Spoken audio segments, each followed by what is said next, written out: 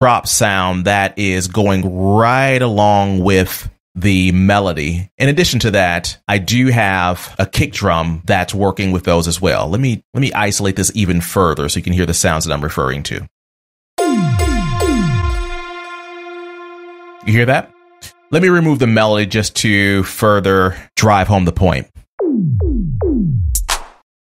So that is there inside of the rhythm section of the song to, again, accentuate that melody. Let me bring back the other sounds in my 808 kit.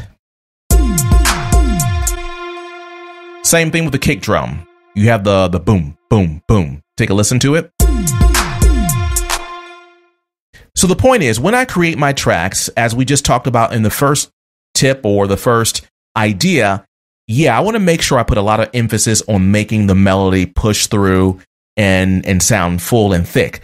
But I also want to complement that melody, if I can, with other sounds. In this case, we're using rhythm. We're using an 808 in order to make it punch just a bit more, not on every single note of the melody, just on certain parts. When I do it in the way that I just mentioned, it gives the song this kind of feel. It's kind of a secondary push that goes in tandem or in conjunction with the melody. So again, when you do things like that, it further enhances the overall punch of the melody when these other supporting cast members, they kind of get behind that main melody line, not everywhere, but just in strategic places, just to drive that melody to make it even more infectious.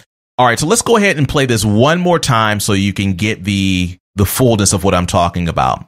And again, listen to that sound as we go through. Okay, here we go.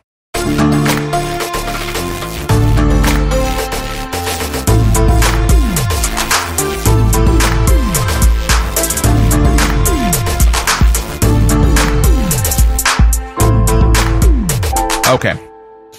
Now let's go on to our last point for today. And I want to talk about another part of this track here. Let me scroll down and I'm going to start us here. And I'm going to talk about another production trick that I typically use. Take a listen.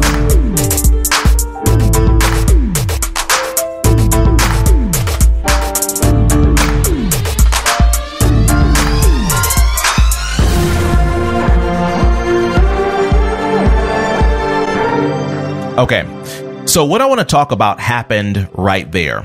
Let me lay some groundwork here. When I'm creating music, I like to have what I call transition sounds for sections of the song that are somewhat different than one another. So in other words, up until the very end of the song, I feel like the overall feel has remained the same. So if we go back to the very beginning, I'm not going to do that right now, but if we go back to the very beginning, what I'm in effect doing is just layering in sound. So when we first start, I don't have the 808 kit in there. It drops in a few measures later, and then I'm kind of layering sounds. But at the very end of the song, we bring in a very different type of melody than we used before. The chords change, and to bridge those two parts of the song, again, I like to use transition sounds. Let me play it one more time, and then I'm going to isolate these transition sounds for you so you can hear what I'm talking about.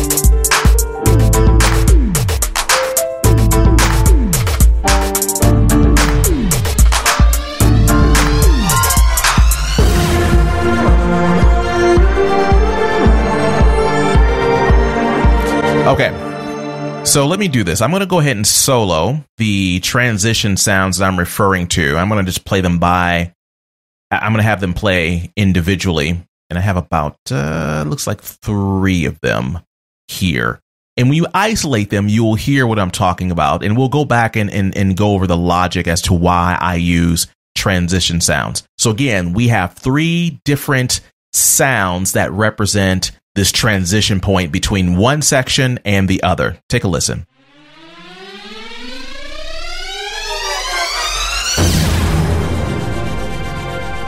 All right, so there is my sound transition. So you have this swelling of sound, and then there's kind of like this thud or this kind of boom sound And then when that boom sound happens, that represents the very beginning of a brand new section. All right, so let's talk about this.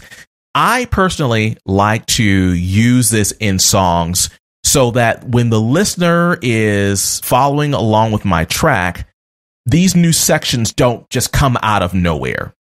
There is almost, like a bridge between one place and the other. And I'm not sure if my next example is going to make sense to you, but just go with it so you can hopefully follow some of my logic. Imagine you're at a restaurant and you're having a nice, steak dinner or what have you.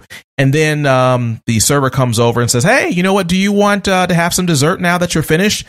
And you're like, oh, yeah, that'd be awesome. Instead of clearing out your plate, they just throw a piece of pie on top of your half-eaten steak. It would just be weird and kind of disgusting and like, what in the world? So it's better if they clear out a space and then bring you a new plate and then move you into the next phase of dinner, as it were. And that's kind of how I feel about music. Very quickly, in a very quick fashion, I transition your ears from one place to the other versus just dropping a completely brand new sound on you out of nowhere. Again, remember, there are no rules in music. Can you do this? Yeah, I've heard it done before. And you can do it for stylized purposes. But I like to provide that bridge for listeners. If you don't, a lot of times songs sound like you just kind of hacked them together.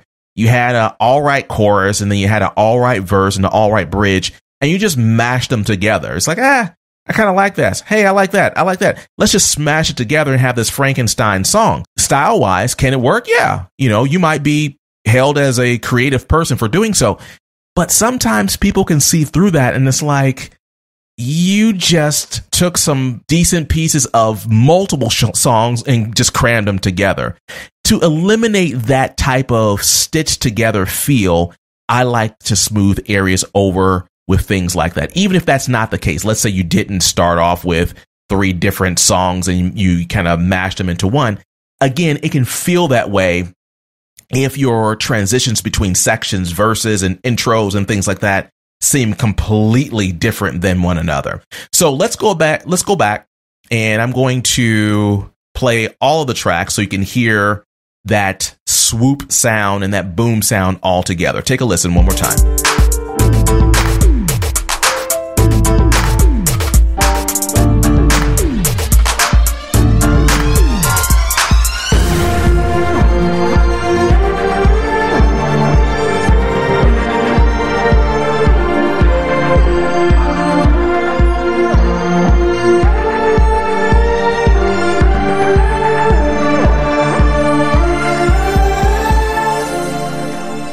All right, so there you go. Hey, listen, I appreciate you tuning into the episode today. I'm hoping that some of these tips that I outlined for you today will help you think differently about how you create music in your home studio or wherever you happen to create music. My goal is to give you a different way of thinking about things. And sometimes just looking at music from a different vantage point causes you to be more creative.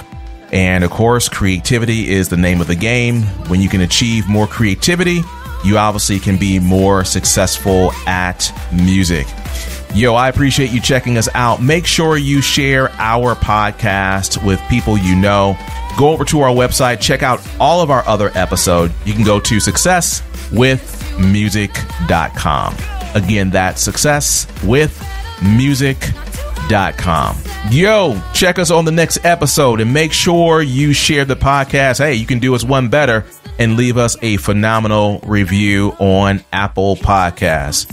Yo, check us next time. $10 of gas won't fill the tank. No, this just gets old. I know there's gotta be a better way for me in this life that is